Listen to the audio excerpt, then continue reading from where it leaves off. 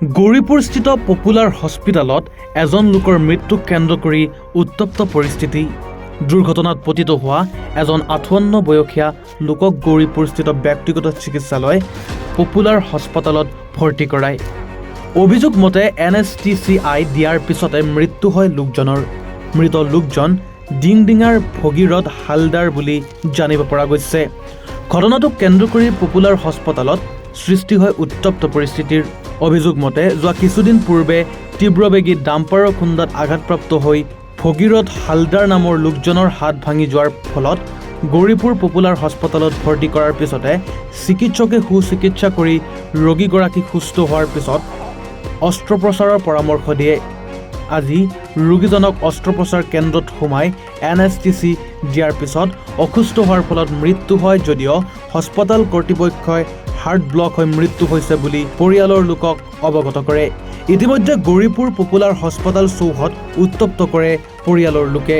হাতৰ অস্ত্ৰোপচাৰত কোনো লোকৰ মৃত্যু হয় নেকি সেয়া প্ৰশ্ন কৰিছে পৰিয়ালৰ লোকে।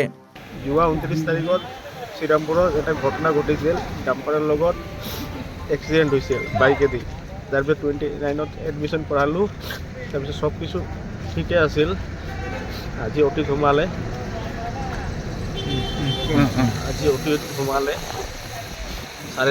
চাৰে তিনিটামান বজাত। ভিডিঅ' কৰেন কি আপনি? 5:30মান বজাত পেচেণ্টক উলিয়ালে অটিৰ পৰা। তাৰপিছত আমাক জনালে যে কোন হস্পিটেল? এইটো পপুলাৰ হস্পিটেল গৌৰীপুৰ। পেচেণ্টক মাৰি পেলালে আৰু একো কোৱা নাই। ৰাতিপুৱা মই ভাত খোৱালোঁ বাবাক। এক্সিডেন্ট কি হৈছিলে? হাতটো ভাঙিছিলে। মাথাত একো চোট নাই। CT স্কেন কৰালে ইণ্টাৰনেল ব্লিডিং নাই, একো কি নাই, চব ঠিক আছে। কালি আমাক জনালে যে নিউৰলজিষ্ট মোৰ ফালৰ পৰা অ'কে, এতিয়া তোমালোক অৰ্থৰ লগত কণ্টেক্ট কৰা। অৰ্থৰ লগত কণ্টেক্ট কৰা।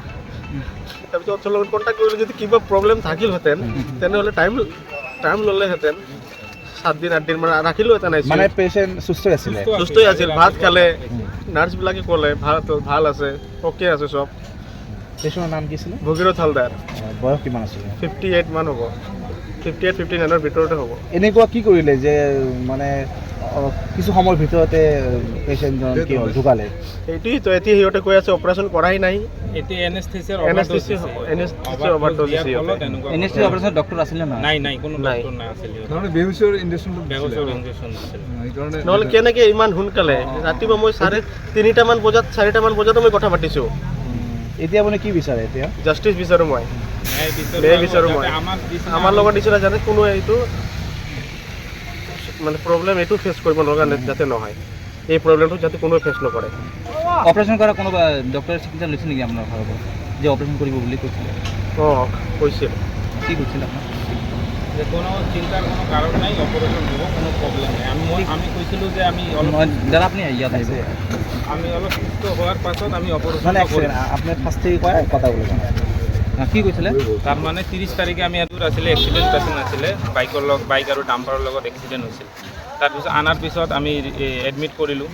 পেচেণ্ট ৰবিবাৰ, সোমবাৰ, মঙলবাৰ, বুধবাৰ, আজি বৃহস্পতিবাৰ একদম টনটনা পেচেণ্ট আছিলে। মূৰত নিউৰলজি ডাক্তৰে চাই আছিলে। নিউৰ' চাৰ্জনে আজি একদম অ'কে কৰি দিছে যে পেচেণ্ট একদম টনটনা, কোনো প্ৰব্লেম নাই। তাৰপিছত অৰ্থপেডিকৰ লগত আপোনালোকে আলোচনা কৰক।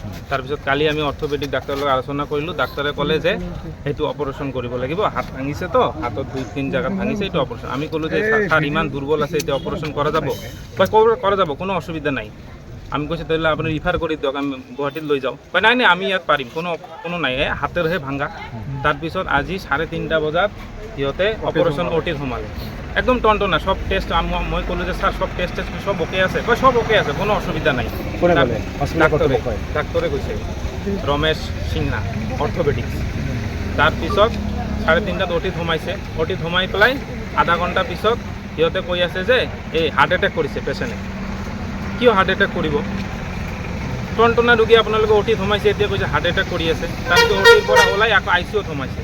ICUত সোমোৱাৰ পিছত কয় কি নাই, আপোনাৰ পেচেণ্ট মাৰা গৈছে। ICUত কি কাৰণ সোমালে? পইচাৰ কাৰণে ICUত সোমাইছে? পইচাৰ কাৰণে। মই ভাবিছোঁ এটা NSTC অভাৰড'জ দিছে, নহ'লে এনেকুৱা টনটনা পেচেণ্ট কেতিয়াও নমৰে। ঘৰৰ মানুহ গম পায়? ঘৰৰ মানুহ গম পায়, আহি আছে, ঘৰৰ মানুহ আহি আছে। সেইকাৰণে আমি যাতে আমাৰ নিচিনা আৰু কোনো যাতে নিজৰ পিতাকক এনেকুৱা হেৰুৱাব লগাত নপৰে, সেইকাৰণে আজি আমি উচিত ন্যায় আৰু তদন্ত বিচাৰিছোঁ ইয়াৰ কাৰণে। মানে বেহুচৰ মানে বেজি যিটো সেইটো অভাৰড'জ অভাৰড'জ কৰাৰ পিছত এই ঘটনাটো হৈছে। একদম টনটনা ৰোগী 3:30 মান বজাত সোমালে, ৰাতিপুৱা ভাত অতি খাইছে। 5:30 মান বজাত ওলালে, 2 ঘণ্টা লাগিল।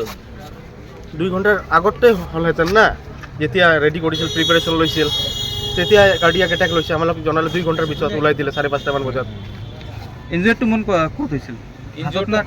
হাত ভাঙিছিল, লেফ্ট হেণ্ডটো। হাতৰ অপাৰেশ্যন আছিল। হাতৰ হাতৰ operation আছিল। অপাৰেশ্যনত ৰোগী মাৰা যায় নেকি? ব্ৰেইনৰ অপাৰেশ্যন নাছিল এইটো।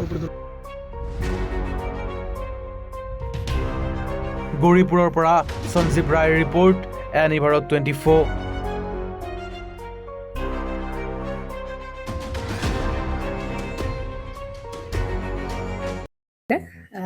জুবিন গাৰ্গৰ গীতসমূহৰ ওপৰত আধাৰিত গানে কি আনে নামৰ এটা সুন্দৰ অনুষ্ঠান আপোনালোকৰ ওচৰলৈ আহি আছে অতি শীঘ্ৰে।